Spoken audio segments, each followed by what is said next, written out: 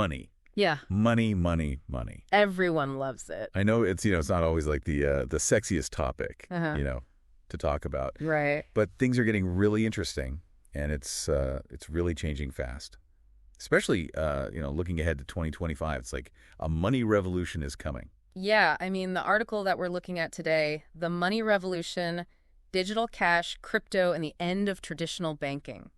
I mean, just the title itself, that's a big one. Yeah, it's a pretty bold statement. It is. The end of traditional banking. So this deep dive, I'm really curious to see where this all goes. Yeah, me too. So, I mean, just imagine, like, picture this, a world where cash is like basically, extinct, gone. Right. Like a dodo bird. Out of here. Nobody's using cash. It's all digital currencies, crypto, all this stuff. And the thing is, this isn't like way off in the future. This is happening now. Yeah. And it's happening fast. I mean, the article highlights 90% of countries are already exploring or implementing their own digital currencies. 90%. That's almost everybody. It is. It's crazy. Yeah. It's like, it wasn't that long ago that we were all, using cash and coins. Yeah. And now, like, my grandma's, she's at the farmer's market paying for her vegetables with a QR code. I know. It's pretty wild how fast things have changed, right? Yeah. And the technology is moving so quickly. I mean, you can see how that's happening. So then that begs the question, like, who controls our wallets? Yeah.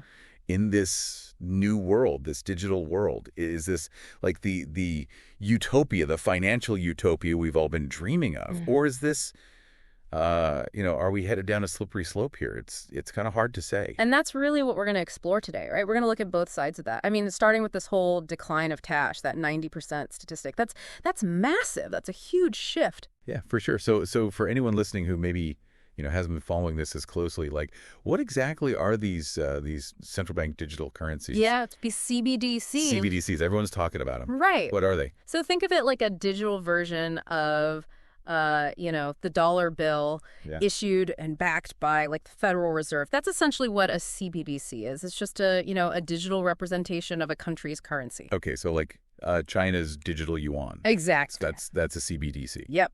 And the, proposed e-dollar in the U.S. Okay. That would be a CBDC. So it's basically like, instead of having physical dollars, right, it's all digital. It's on your phone or on a card or something like that. Got it.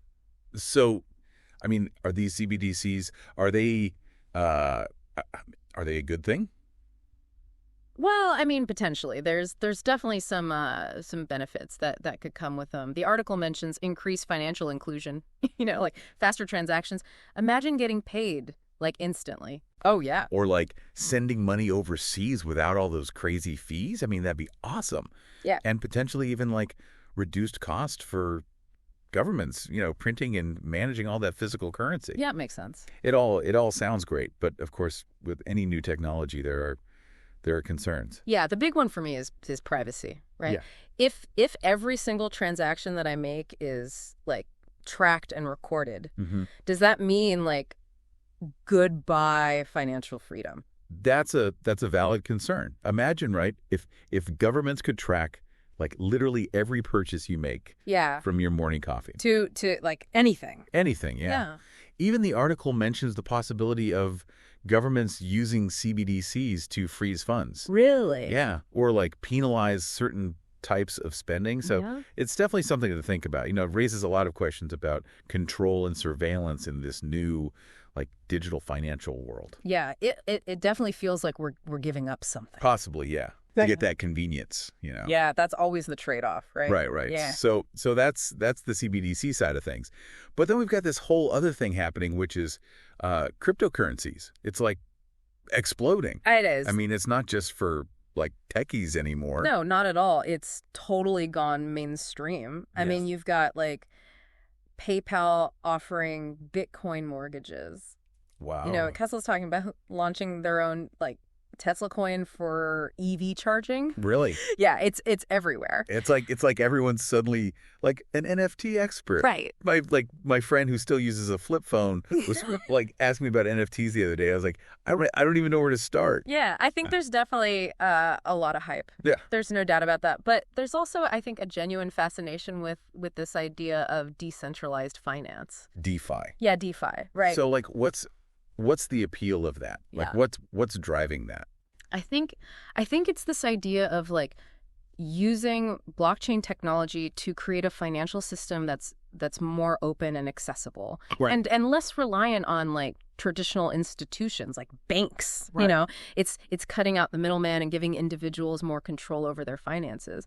With DeFi, like you could potentially like take out a loan or invest your money without going through a bank. Wow. All those transactions are facilitated, by smart contracts on a blockchain. It's pretty mind-blowing. It does sound very innovative, but I'll be honest, I'm still a little, I feel like the whole crypto world is still like the Wild West. Yeah. It's so volatile. Yeah. Like 1 minute you can make a fortune, the next minute, you've lost everything. How do you even start to wrap your head around that? Yeah. No, you're right. The volatility is a huge factor. I mean, the article talks about this meme coin, potato coin. Potato coin. That crashed, spectacularly. A lot of investors, especially people who are new to crypto, they lost a lot of money. And it's a reminder that the potential for, high returns, it's definitely alluring. The risks they're very real. It's crucial to be informed and understand, what you're getting into. And that goes for any investment, Right. not just crypto. Right. So it's like we've got, on the one hand, we've got CBDCs, which maybe they offer convenience, but then, there are those privacy concerns. Right. And then you've got crypto, which is all about decentralization, but it's got its own set of risks. It feels like we're in this like financial tug of war. Exactly. And to make things even more complex, there's another player in the game. Oh no. What? Artificial intelligence. All right. Now we're talking. Yeah. This is getting interesting. I mean, AI is everywhere, right? It is. Finance is no exception. This article is talking about AI, like balancing your budget, giving investment advice, even like negotiating your salary. It's wild. It's like science fiction. Yeah. It's crazy. I mean, is this something we should be like excited about, or should we be worried? Honestly, it's both. I mean, AI-powered financial tools have the potential to be incredibly beneficial. Imagine having personalized financial advice. Okay, yeah.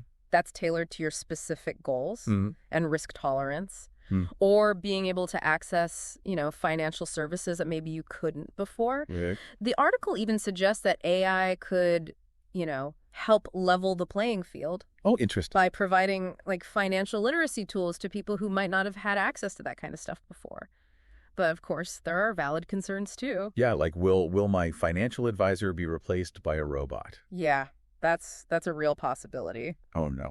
The article actually says that AI advisors have already started to replace some human financial planners. Wow. And that's likely to continue. Oh man. And another concern is, potential for algorithmic bias. That's a good point. If these AI systems are trained on data that reflects existing inequalities in the financial system, then they could end up like perpetuating those biases, and that could lead to like unfair or discriminatory outcomes. Mm-hmm. So it's crucial to ensure that these systems are developed and deployed ethically. Right. Responsibly. Yeah. Yeah.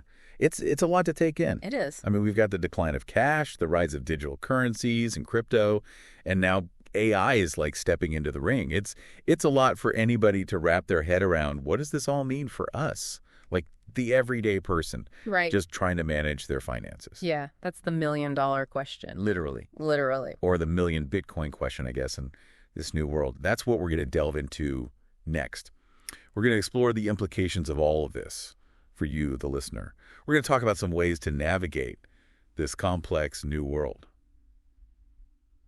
Yeah, that sounds good. I think I need a little guidance. We all do. Let's figure this out. All right, so disappearing cash, the rise of digital currencies and crypto, and oh yeah, AI is also like getting in on the game. Right? I feel like my head is spinning. Yeah, it's a lot. It is a lot to like think about and process. It is. So like where do we even begin to like, I don't know, navigate this new financial world? Like I said, I still forget my online banking password like half the time. Yeah, I think that's why we're here, right? To break it down a little bit. Yeah. Try and make it a little less overwhelming. Exactly. But yeah, I mean, let's shift gears a little bit. Let's focus on you, the listener. Okay. How do you keep your head above water in this crazy new financial world? how can you thrive? How can you make smart decisions? It can't be all doom and gloom. No, definitely not. So the article, one thing that it really emphasizes is diversification. Okay. Right? Don't put all your eggs in one basket. That's like classic advice, though, right? It is classic advice, but I think it's more important now than ever. Okay. I mean, I guess what I'm thinking is, like, diversification in the crypto world seems kind of hard.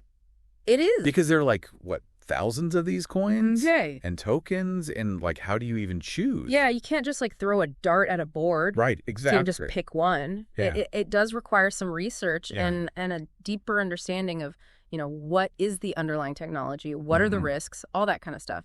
Definitely not something to jump into blindly. So maybe skip the dartboard method. Probably. Okay, good advice. Yeah. So another thing the article mentions is privacy tools. Okay. Especially if you're, going into the crypto world. Okay. Things like VPNs, can help protect your activity. And there are certain cryptocurrencies, like Monero, that are specifically designed for privacy. So be smart. Be smart. Be discreet. Be discreet. And don't fall for those, like, get-rich-quick schemes. Especially when they involve, like, AI or unregulated crypto. Yeah, that sounds like a recipe for disaster. Definitely. Okay, so the article also, I noticed it kind of hammered on this idea of financial literacy. Yes, it did. It's kind of like a boring topic, right? That sounds like a high school class. Exactly. That nobody wants to take. But why is it so important now? Because knowledge is power, right? The more you understand about these technologies, about how they work, about blockchain, about AI, the better equipped you'll be to make informed decisions about your money. And, it allows you to advocate for, like, ethical regulations. It's not just about personal gain. It's about shaping the future of finance in a way that benefits everybody. Yeah. So it's like we're all pioneers, right? Right. In this new financial frontier. Yeah. And we need to be, like, informed and active participants in order to make sure that this is a positive change for, like, society as a whole, not just for, like, the tech elite or whatever. But going back to that tug-of-war analogy, where does the power lie in this new world? That's the question, isn't it? Yeah. Is it with governments? Yeah. With their CBDCs? Right. Or is it with, like, the people through DeFi? That's what the article really explores. Yeah. On the one hand, you have DeFi, it promises this, like, decentralized utopia where individuals have more control. Right. But, I mean, realistically, it's still very young. Yeah. It's untested. It's the Wild West. It is the Wild West. Yeah. And it's got its own set of challenges, Yeah, like We've got market manipulation. You've got scams. You've got these powerful players, these whales, we call them. Whales, that's a good word. With these large holdings who can really, influence things. So it's not really like the egalitarian paradise that it's sometimes made out to be. Not quite, not yet. Okay. There's a lot of work to be done. Yeah. On the flip side, you've got CBDCs. Yeah. Which offer potential benefits. We talked about financial inclusion, faster transaction times, but there's always that concern about, privacy, government surveillance, government control. Yeah. So it's like we're always being asked to make these trade-offs, right? Yeah. In the digital age. Convenience versus privacy. Yeah. It's tough. Yeah, and it's like that quote that you mentioned earlier from the fintech CEO. Oh yeah, the one about money being freedom. That really stuck with me. Yeah. Like it's powerful. It is powerful. Like it makes you think. It does. Because if money is freedom, what other freedoms might be at stake? Right. In this like digital revolution. Exactly. Are we sacrificing privacy for convenience? Are we like giving up control over our financial lives to, algorithms, institutions? Yeah, I mean, those are big questions. Huge questions. That we need to be asking ourselves.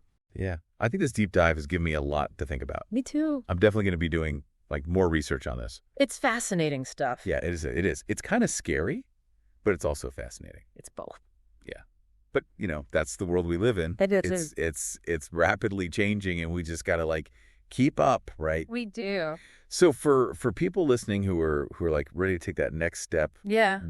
What resources would you recommend? Like where should people go to learn more about all this stuff? There's so much great information out there. Yes. There are websites, there are books, there are even online courses that can really help you, delve deep into these topics, whether it's like blockchain, CBDCs, AI and finance, DeFi. So really like a quick search online will probably point you in the right direction. lead you down the rabbit hole. Exactly. Yeah. So I think the big takeaway here is that, the future of money, it's not a spectator sport. No. It's like it's a conversation. Right. It's a debate. It's an evolution. And we're all participating in it whether we realize it or not. Exactly. So Stay curious. stay Informed. And most importantly, stay engaged. Yeah. I think that's key. Yeah. All right. Well said. Awesome. Well, thanks for joining us on this deep dive. Yeah, this has been great. I've learned a lot. Me too. Yeah. And until next time, Yeah. keep those wallets secure, Yeah, keep them safe. those minds open, Open minds. and those questions coming. Lots of questions. Yeah, because it's a wild world out there, It is. and it's changing fast. Fast. This is the deep dive. Signing off. So wow, we've really gone deep on this deep dive. Yeah, we have. It's I have a lot of ground. yeah, I mean, from like cash disappearing to like all these digital currencies popping up, crypto going crazy, and now AI is like, getting in on the act. It's pretty clear that the world of money is changing, like really fast, right? Like we're in the middle of a revolution. Absolutely. Yeah, it's a lot to absorb. It's a lot to think about. It is. I mean, it's also kind of exciting. Right? It is exciting, yeah. Like the future of money is being, written right now. Right now. And we're all a part of it. We are. We all have a role to play. Yeah, and I love that. Like, I love that perspective. It's empowering. To know that we're not just like passive bystanders. Right. In this revolution. Yeah. But it also feels like a huge responsibility. Where do we even like begin? I think it starts with education. Okay. The more we understand about all of this stuff, the better equipped we are to make good decisions. Yeah. And advocate for a better future. So what's like the one key takeaway? Yeah. For people listening, what do you hope that they walk away with from this conversation? Be curious, stay informed, and don't be afraid to ask questions. Okay. Yeah. This is all changing so quickly. It is. We really have to be engaged. Yeah, and that quote we talked about from the fintech CEO. Oh yeah. Money is freedom. Yeah. Powerful quote. It's so powerful, Yeah. And it really got me thinking, like, if money really is freedom, then, what other freedoms are at stake in this whole digital revolution? That's a good question. It's a big question. Are we sacrificing privacy for convenience? Yeah. Are we giving up control over our financial lives, to these algorithms, Right. to these big institutions? Yeah. These are huge questions. They are. That we need to be thinking about. But I think this deep dive has been it's been really helpful for me. I feel like I have a much better understanding now of all these forces at play. Yeah. I know that I'm going to be doing more research on this. Me too. For sure. Yeah. It's fascinating stuff. Yeah, definitely. So for our listeners, who want to kind of keep learning, Yeah. what resources would you recommend? Like, where should they go? I mean, there's so much out there. Like I said before, there are websites, there are books, there are online courses, Just depends on what your interest is, whether it's blockchain or CBDCs, AI, DeFi, like a quick Google search will get you started. Yeah, for sure. Yeah. And I think the big takeaway for me is this isn't just something that's happening to us. Like we are a part of this. We are all shaping it. Yeah. Stay curious, stay informed, and most importantly, stay engaged. Couldn't have said it better myself. Well, hey, this has been great. Yeah, thanks for having me. Thanks for joining us on this deep dive. And until next time, keep those wallets secure, those minds open, and keep those questions coming. Yeah, good advice. This is The Deep Dive, signing off.